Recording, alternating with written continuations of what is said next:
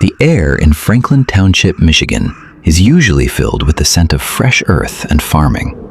But for 3 years, it carried a secret that would freeze the blood of even the toughest investigators. A woman disappears. A husband plays the victim. And a 10,000-gallon steel tank sits silently in the sun, holding a mummy that was never meant to be found. In my part of the world, we say that the ground has ears. But in America, it seems the steel has a memory.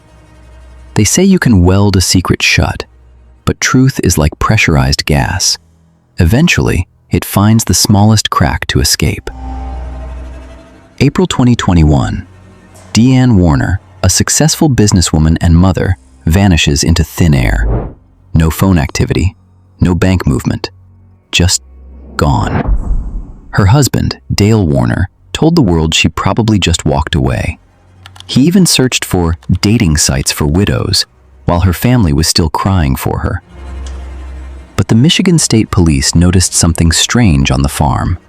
A massive anhydrous ammonia tank. It looked normal, except for one thing: the weld marks. They weren't factory-made. They were fresh. They were angry.